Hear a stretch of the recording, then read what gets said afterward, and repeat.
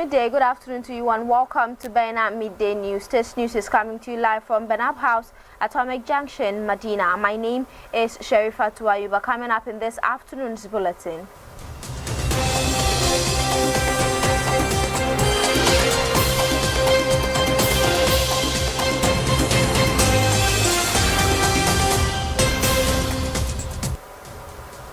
The Ghana Police Service has launched an investigation into an alleged attack on a student of Obrachere Senior High Technical School during the district's inter-schools athletics competition.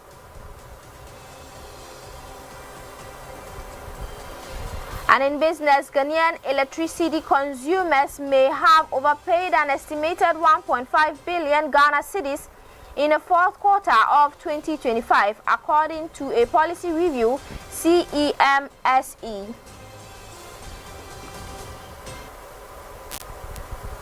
And on the international front, 3 Cameroonian soldiers have been sentenced to prison for their role in killing of at least 21 civilians.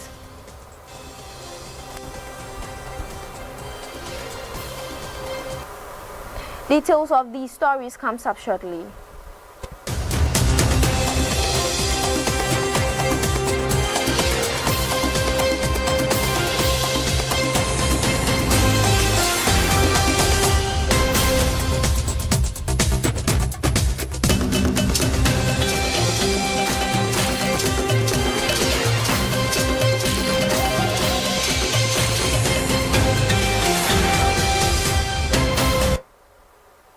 Thank you for staying with us. Remember, this news is live on Facebook and on YouTube at Vena TV. Now the news in details. The Ghana Police Service has launched an investigation into an alleged attack on a student of Obrachere Senior High Technical School by some students of the Swedro School of Business during this year's district inter-schools athletics competition. The incident reportedly took place in Aguna Swedro on Thursday, February 19, when tensions between students of the 2 participating schools escalated into a physical confrontation.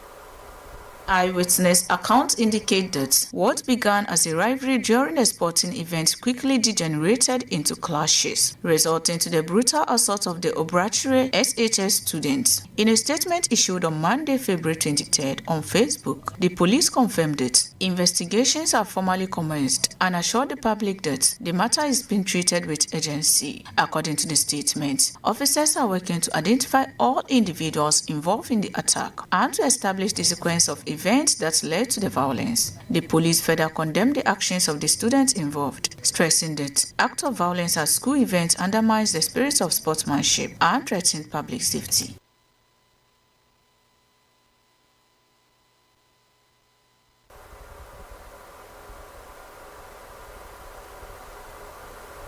The government has announced a ban on transit of commercial quantities of cooking oil through Ghana's borders, directing that all such consignments must henceforth be routed exclusively through the country's seaport.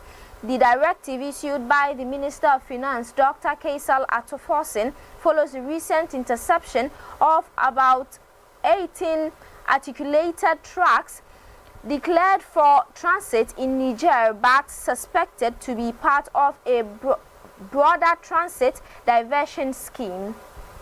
New measure, coking oil consignment entering Ghana for onward transit to landlocked countries will no longer be permitted to move through land border collection points. Instead, they must be processed exclusively through Ghana's seaports, where stricter valuation systems, electronic tracking, scanning infrastructure, and layered customs controls are operational. The decision comes shortly after the Minister of Finance, the Deputy Minister Thomas Nyako Ampim, the Commissioner General of GRA George Kwesi Sapon, and other high-ranking custom officials visited land borders in the Ketu South Municipality and the Ketu North District. The decision is aimed at closing loopholes within the transit regime that have exposed the state to significant revenue losses. Post-interception examinations in the recent case uncovered material discrepancies in declared unit values, tariff classifications and weights, which revised the suspended revenue exposure from approximately 2.6 million Ghana cedis to over 85 million Ghana cedis. In addition to the prohibition on land transit of cooking oil in commercial quantities, the Minister of Finance directed the Ghana Revenue Authority to implement enhanced monitoring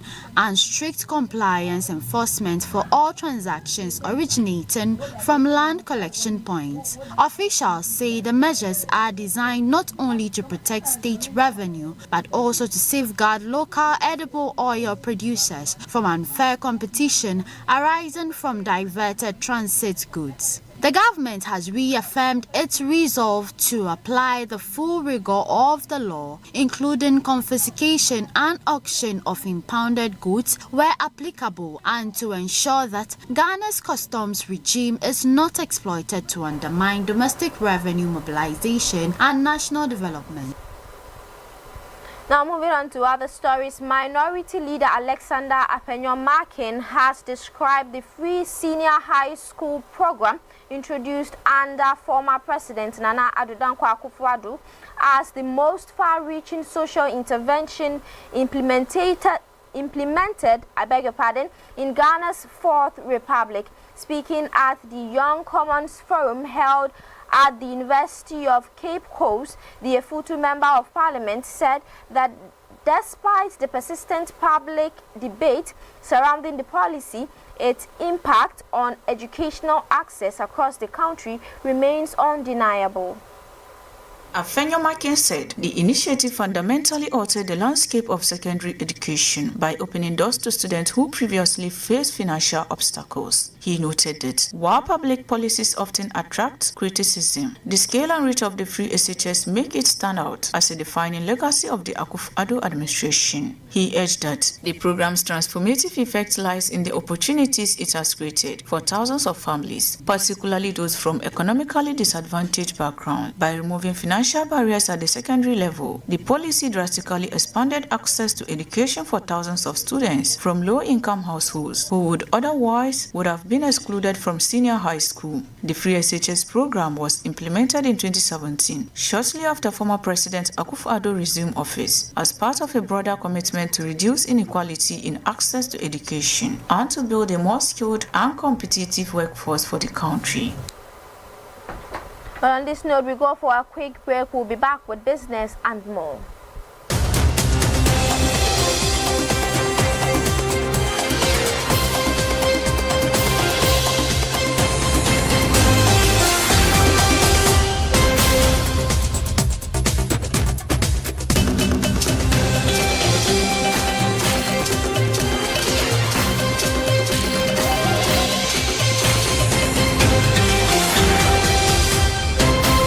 Trade Fair Company is proud to announce the most anticipated shopping event of the year, the Eid al-Fitr Grand Sales 2026, from Wednesday 18th March to Monday 23rd March 2026 at the prestigious West Hills Mall. Discover stunning fashion, exquisite jewelry, luxurious fragrances, innovative gadgets, and beautiful homeware, all at incredible sales prices. Showcase your product to thousands of eager shoppers during this peak festive season. Register now for your best spot. Contact the Ghana Trade Fair Company Limited 0597 423 304 or 0244 469 451 or 050 2500632. Fancy Gadam will be performing live at the fair. Celebrate it in style. Eid al-Fitr Grand Sales 2026. Partners: Ghana Enterprise Agency, Ghana Export Promotion Authority. Media partners: UTV, Peace FM, Kasapa FM, Bina TV, Channel 1 TV, Joy FM, and Obatampa Radio.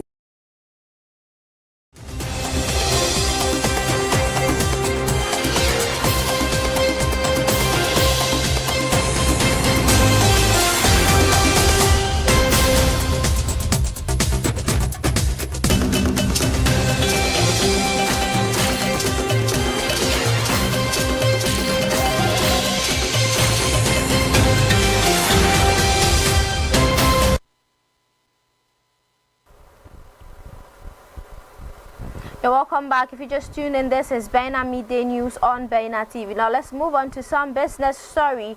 Ghanaian electricity consumers may have overpaid an estimated 1.5 billion Ghana cedis in the fourth quarter of 2025 due to inflated exchange rate and inflation assumptions used in tariff calculations, according to a policy review by the Center for Environmental Management and Sustainable Energy. The report contends that prevailing economic conditions justify a double reduction in electricity tariffs, potentially about 11% in the first quarter of 2026. At the center of the issue is the methodology adopted by the Public Utilities Regulatory Commission (PURC), which used a projected exchange rate of 11.9735 Ghana cedis to the dollar for the Q4 2025. This was further adjusted to 12.3715 Ghana cedis to account for under-recovery claims. However, the actual average exchange rate for the period was 10.8733 Ghana cedis to the dollar, resulting in what the report describes as an over-recovery of 1.1002 Ghana cedis per dollar. When applied to total quarterly electricity consumption of 6,459 gigawatt hours, assuming 60% of generation costs are dollar-dominated, CAMCE estimates that consumers paid approximately 1.5 billion in cost utilities did not incur. The report also highlights discrepancies in inflation projections, while PURC applied a 12.43% annual inflation rate in its Q4 model. Actual average inflation for the quarter was 6.6%, nearly half the projected figure. Despite successive tariff increases, revenue performance at the Electricity Company of Ghana has remained volatile. ECG recorded about 1.4 billion Ghana cedis in revenue in April 2025. Before the first round of increases, revenue declined to 1.3 billion Ghana cedis in May after a 14.75% hike, rose to 1.6 billion Ghana cedis in June, but fell again to 1.3 billion Ghana cedis in August despite further upward adjustment. The Center for Environmental Management and Sustainable Energy argues that with the exchange rate now around 10.99 Ghana cedis to the dollar and projected Q1 2026 inflation at 3.4%, failure to implement a significant tariff reduction would undermine the credibility of the quarterly review mechanism. The group maintains that over-recoveries should be formally recognized and credited to consumers before new tariff adjustments are introduced. It warns that failure to act could erode public confidence in the regulatory framework and increase pressure on households and businesses. Now, in some news beyond our borders, 3 Cameroonian soldiers have been sentenced to prison for their role in the killing of at least 21 civilians in the country's troubled Anglophone region. The jail term for the crimes, which occurred 6 years ago in the northwest region, range from 5 to 10 years per person. A military court previously found the soldiers guilty of murder, arson, and destruction, a rare occurrence in a country where military personnel are seldom convicted of crimes against civilians. Nevertheless, lawyers for the victims told the BBC they were disappointed with the length of the jail terms handed down on Thursday, calling them insignificant. The convictions center on the event of 14 February 2020 when soldiers supported by a local militia of ethnic Fulanis raided the village of Ngabu and killed civilians. The victims included 13 children, according to Human Rights Watch, who added that the assailants burnt down homes and beat up residents. What followed was a rare instance of Cameroon's government acknowledging the atrocities of its soldiers in the Anglophone regions, which have been racked by a separatist conflict for nearly 10 years. The authorities initially denied responsibility for the attack on Ngabu, but later backpedaled following international pressure, and the findings evidence of an investigation ordered by the country's president, Paul Biya. Alongside the 3 soldiers sentenced on Thursday evening, a militia member also received a jail term for murder, arson and destruction.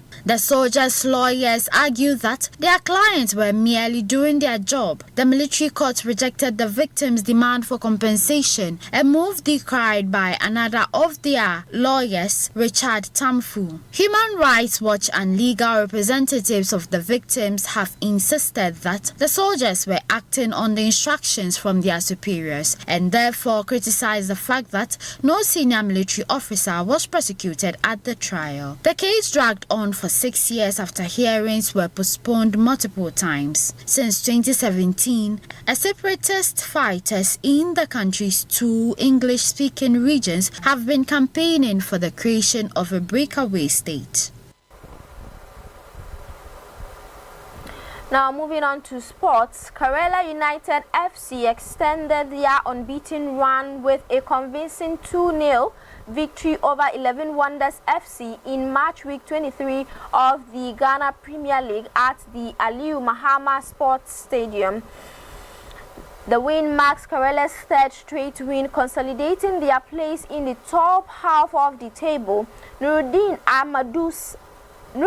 Amadu's men asserted their authority from the onset, launching wave after wave of attacks that eventually paid off. They were awarded a penalty in the 34th minute, with Felix Moto calmly converted to hand the visitors the lead. Eric Entry doubled the advantage on the stroke of half-time, finishing neatly in the 45th minute to keep Kerala firmly in control. Kerala managed the second half professionally, dominating possessions and restricting 11 Wonders' attempts at a comeback to seal a comfortable victory. The result sees Kerala maintain their position to 7th on the table with 34 points, while 11 Wonders remain rooted to the bottom with just 9 points as relegation concern deepen. Kerala will next travel to face Bichem United in match week 24, with 11 Wonders return home to host Nation FC.